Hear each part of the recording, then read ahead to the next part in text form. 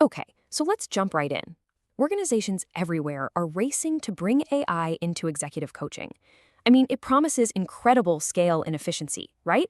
But there's this fundamental tension we really need to talk about, a paradox that puts the speed of technology right up against the human trust that's needed for any real leadership growth. On the surface, it looks like a perfect solution. You get instant feedback, you get constant practice, it's available 24/7. What's not to love? But as we crank up this efficiency, we risk quietly and maybe accidentally dismantling the very thing that makes coaching actually work. And this really gets us to the heart of the matter. This isn't about choosing AI or human coaches. It's about being really smart and consciously managing this trade-off between efficiency and intimacy. Because if you get this balance wrong, it can have some pretty serious consequences for your leadership pipeline. So here's the crucial idea. We're calling it the Relational Scaffolding Paradox. The very same AI tools that are so great at building skills through repetition and practice can, at the exact same time, erode the psychological safety that leaders need to tackle the really tough, messy identity-level challenges.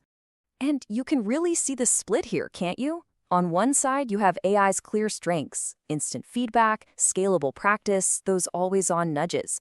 But on the other side, you have the things that are uniquely human essentials: trust, vulnerability, and that critical ability to navigate ambiguity. Stuff an algorithm just isn't built for. So why does this happen?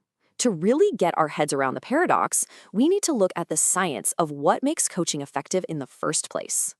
Let me ask you this. Just think for a second. When you've had those moments of real profound professional growth, what was going on? Was it a clever algorithm, or was it something or someone else? Well, decades of research are crystal clear on this. The single best predictor of whether or not coaching succeeds is something called the working alliance. It's that bond of trust, that feeling that you're in it together with shared goals. That's what makes a leader feel safe enough to be vulnerable and to actually change. And this is exactly what happens when that trust is broken. Research found that the second leaders even suspected their AI coaching data might be seen by someone else, like HR, they just shut down. They self-censored. And the whole development process just grinds to a halt. This leads to a state we call digital alienation. The coaching tool stops feeling like your confidential partner in growth and starts feeling more like a surveillance device, an instrument of measurement. And when that switch flips, real development becomes nearly impossible. Okay, so that's the problem, and it's a big one. But there is a solution.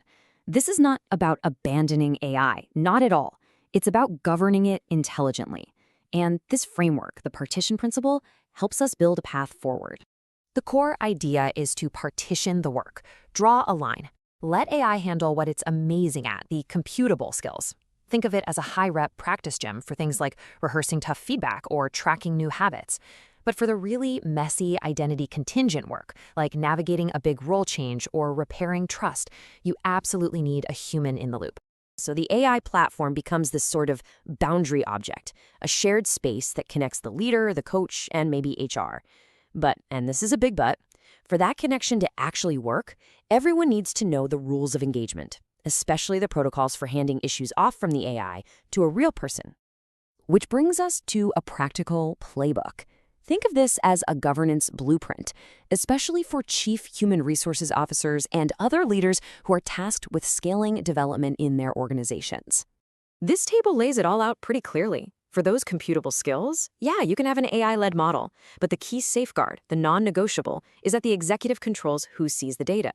But then you get to something super sensitive, like repairing trust. Nope, that has to be human-led, with strict privacy as the absolute rule, no exceptions. So what do you do next week?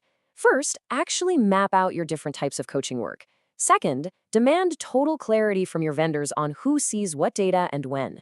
Third, don't just split the work 50-50. Design smart triggers for when a human needs to step in. And finally, make sure there is always a named human who is accountable for the entire process. And those triggers need to have real teeth.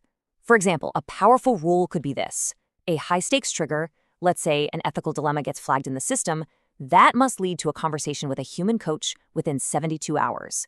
That's how you build a system that feels responsive and trustworthy. So let's bring this all together.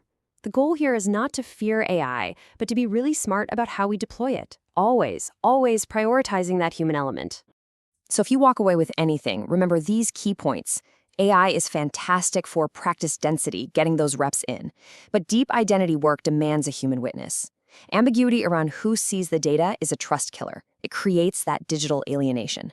The solution is a clear governance framework that partitions the work and spells out the handoffs. Ultimately, the strategic goal is to get the best of both worlds. We want to use AI to dramatically increase the practice density for our leaders while fiercely protecting the trust-based, relational foundation that allows real growth to actually happen. And that leaves us with one last crucial question for you and your organization.